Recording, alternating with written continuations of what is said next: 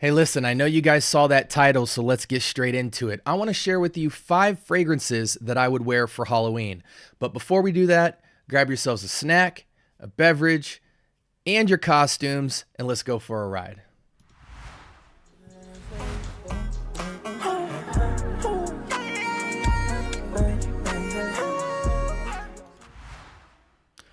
Welcome to the scent bubble. Had to make it holiday themed. I am your host for the afternoon, and I appreciate you guys for checking out the video. Today, I want to share with you 5 fragrances I would wear for Halloween. This is in no particular order. When you think about the holiday of Halloween, you think of a bunch of stuff. You think of little kids running around, it's playful, but it's spooky, it's edgy.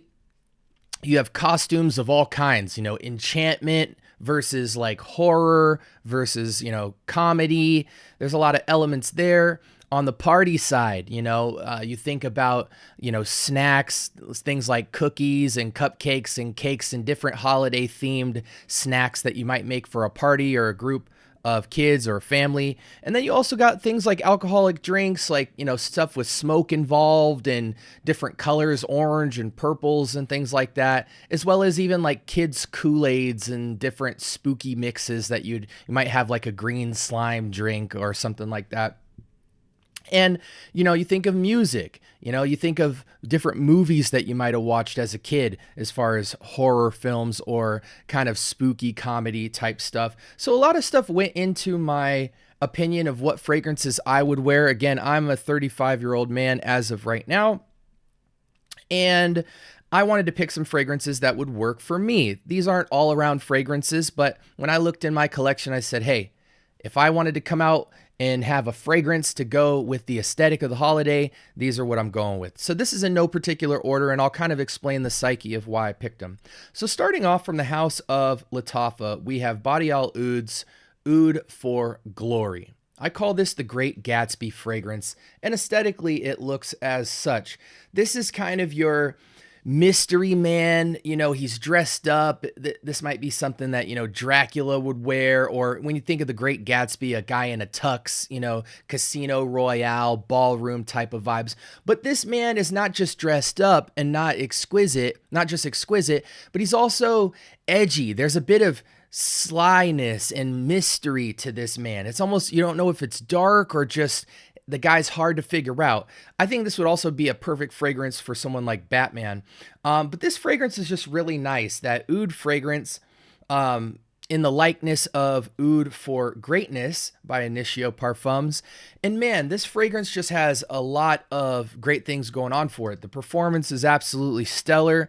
The projection and sillage is all there. You really want a fragrance for the holidays that'll travel with you and even jump around because, you're going to be outside. You might be at a party. And this just screams of kind of this almost, I would almost liken it to like a luxury mystery man. And so that's why I like this fragrance. Real clean, real pungent, smooth, mysterious, seductive even. This is a wonderful fragrance for the holidays. And for about the $25 price point, 100 ml, you just can't go wrong with this fragrance as a whole. It is a cold climate fragrance, so if you're somewhere where it's boiling hot for the holidays, this might not be it for you. But if there's any kind of gust of wind, all the way to freezing cold, this fragrance is an absolute banger. And it's just, I think that's an absolutely timeless fragrance that you can't go wrong with in or outside of the holiday. Next fragrance is also from the house of Lattafa, and we're going to go a little bit of another direction with it. This is a fragrance I recently picked up from the house of Lattafa, and it is Kamra Kawa. You can almost look at this like a by Killian's Angel Share with coffee, kind of a latte type of take on coffee. You have, the thing about Angel Share that's so nice is, you got the cinnamon, you got the vanilla, I believe you got the praline, the cognac, I believe.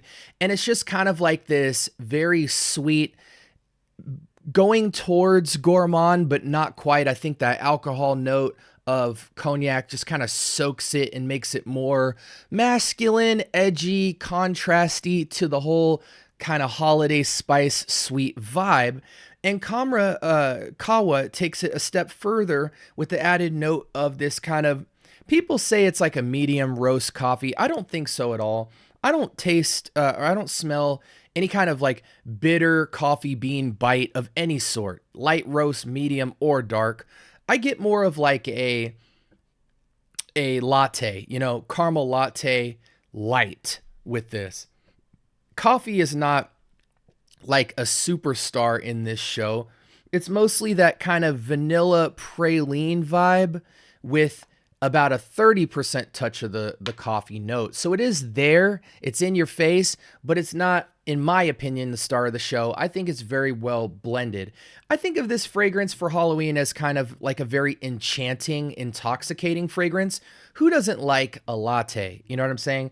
And then on top of that, you kind of got this sweetness. So you got the contrast of this kind of sweet vanillic cinnamon spices with this not necessarily alcoholic note, but that cognac caramelization type of vibe. And then you have coffee. So I think for adults, this would just play very well into every aspect of the holiday, the costume, the partying, etc. So again, from the House of Lattafa, this is Kamra Kawa, angel share twist type of vibes. And I actually think this is even better than Kamra, even though Kamra is a masterful fragrance in and of its own right. This is kind of toned down, a little less sweet than it. And man, I just can't stop putting my nose to this. This is a very enchanting, just likable fragrance, slightly playful, but still dressed up because that coffee note kind of makes you feel more adult-ish. So that's my fragrance number 2. Number 3, from the house of Tom Ford. This is probably the most Halloweenish fragrance. I think this just screams a dope fragrance for Halloween. This is Black Orchid. And man, this fragrance right here, man, let me tell you, it took a while to grow on me. I think because the fragrance is so complex, I get new notes every time. But when you spray a fragrance like this in the air, what do you get immediately? You get this beautiful, breathtaking, aromatic gust of wind that is Black Orchid.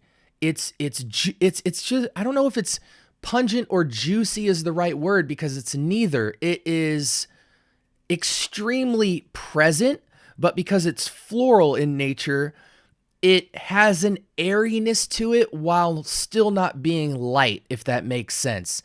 It is the most beast mode form of a light, beautiful, fresh floral you can find. And for that, the projection and sillage to a fragrance like this is absolutely mesmerizing. Tom Ford, I believe, patented an orchid in California that only he has. I think a farmer or something like that was growing a particular orchid that was somewhat hybrid that you can't just grow naturally, and he sold it so that all of the notes of orchid that Tom Ford acquired can't be duplicated at all. There's many fragrance alternatives to it that come close, but none can quite do it like this. And as far as a holiday, Halloween fragrance, this is enchanting. I don't know if I'd call it spooky, but it certainly has a dark nighttime vibe to it. It's seductive. It's layered. I think it would do different things on both a male and female. And it's just, man, when you think of all of the female characters in movies, in the cartoon movies, Snow White, what else? Cinderella, just all of those types of figures, both dark and positive, whatever. This fragrance would go well on all of them. I mean, I even think of the old lady in like Snow White with the Seven Dwarfs, how this would kind of go with that spooky, edgy, dark kind of vibe. It can lean either way, but my point is this fragrance has an enchantment, a holiday-esque vibe to it, and it is so beautiful and smooth yet complex. The orchid note is the star of the show here, in my opinion. It almost has some like light chocolate vibes to it. It can be velvety, slightly powdery, airy and aromatic due to the floral. And man, you feel like you are face first into the orchids with this fragrance. It even has a juiciness, but again, I think that's not the right word for it, but it's just, it's so rich. That's the word.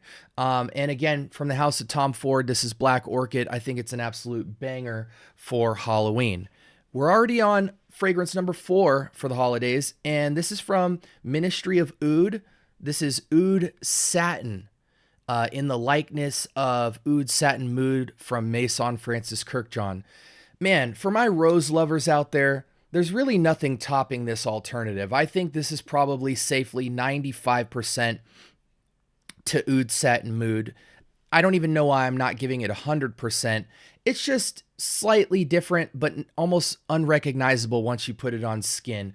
All of these fragrances that I named are absolute beast mode, projectors, sillage, and fit the mood. And this is no different. This is probably the most beast mode out of all of them. However, I did wear Oud for Glory last night, and I gotta say, they're almost neck and neck. This is a little more powdery, a little more jammy, so it's a different type of projection. But man, this is a 2-spray killer, maybe even a 1-spray killer of just rose, oud. It's got several different types of rose, I believe, in it. It's like I said before, it's jammy, it's powdery. This, for a lot of men, you could feel insecure rocking a fragrance like this, but man, let me tell you, when you put it on, it is seduction in a bottle. This is not necessarily dark mystery, man. This is more seductive, love language, romantic, and I think the romantic side very much is fitting for the holidays as well, because it falls into that enchantment side of Halloween. You know, not everything is going to be dark and horror when it comes to the holidays. A lot of people enjoy fun, playful, and when they dress in their costumes, they mimic a lot of positive cartoon characters or movie characters that are along the lines of love and romance and things like that, and enchantment. So in that line of things, this is kind of your love potion, and I think it is perfectly unisex. It will do different things on both male and female. I couldn't leave this one out, especially since it's such an incredible performer. When you are outdoors or at a party, this will just be an extremely one-of-one fragrance that I guarantee you nobody will have on. All right. We have gotten to our last fragrance for the holiday of Halloween, and this is going to be the only fragrance, well, actually, no. This is going to be a super sleeper fragrance that probably none of you out there have. I stumbled across it by accident, but when I saw the bottle, I immediately knew what it was. Can you guess what it is? That is right. This is an alternative to Encre Noir, and it is from the house of Milestone Perfumes, Boise Noir Pour Homme. Guys, I never thought there was an Encre Noir clone out there, but if there ever was one, this would be the closest thing to it. What I love about this fragrance, though, is when you talk about Encre Noir, it is called the fragrance of death by most of Fragcom. It's dark. It's a very dark, soily, earthy take on the vetiver. It's woody, but just, I think, dark rain falling on rich, dark soil when I think about that fragrance. The tiniest bit of sweetness, but mostly just this extremely earthy, ground level fragrance that highlights a different take on vetiver that most fragrances don't have.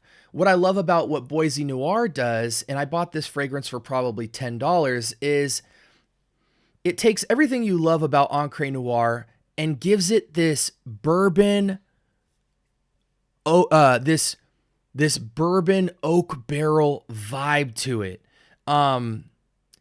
It is more woody, almost in the realm of like being like nutty even, but it's got this very sweet bourbon note in it that I think makes it more wearable.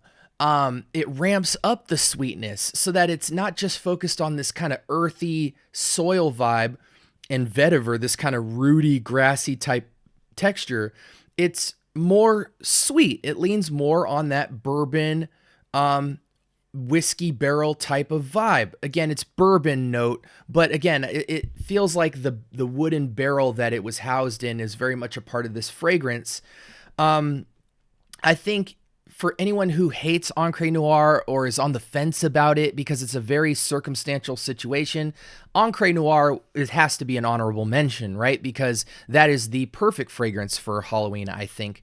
But this one, I think, is the fragrance where when you put this on, people will actually like you and they won't smell you and go, whoa. They won't even know if it's a fragrance or not with Encre Noir unless you're an enthusiast or you're just kind of into that, fragrance of death aesthetic. But this being sweet turns the enchantment on, turns the allure and the draw, where you still get that darkness, that soil, that vetiver, but then you get the sweet as a contrast. It's not a ton of sweet because Encre Noir is probably maybe only 10 or 20% sweet, 2 out of 10 on the sweetness meter. This might take it up to about a 4, which makes it so much more widely usable for all sexes. You know what I'm saying? I think this is a male and female fragrance, ageless to some extent for the holidays, but in general use case, I think it definitely is going to have some age restriction.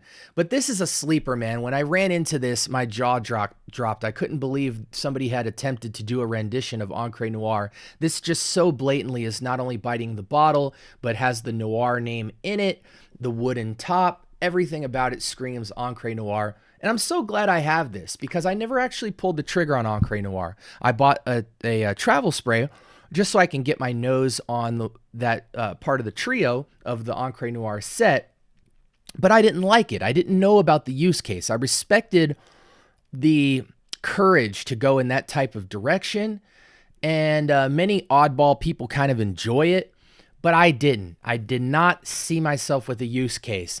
This absolutely has use case, not just for the holidays, but outside the holidays as well in that colder weather. So again, from the House of Milestone Perfumes, this is Boise Noir Pour Homme, and that is our 5th fragrance to close out our holiday fragrances.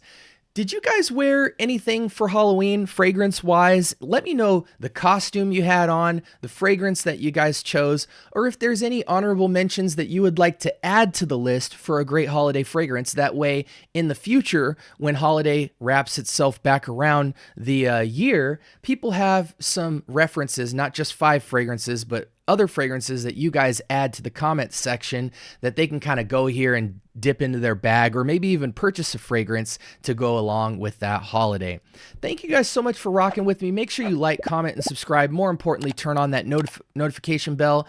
I'm dropping content all the dang time, basically just documenting my journey through fragrance and sharing any resourceful information with the community and providing entertainment value to the community in the conversation of fragrance as well.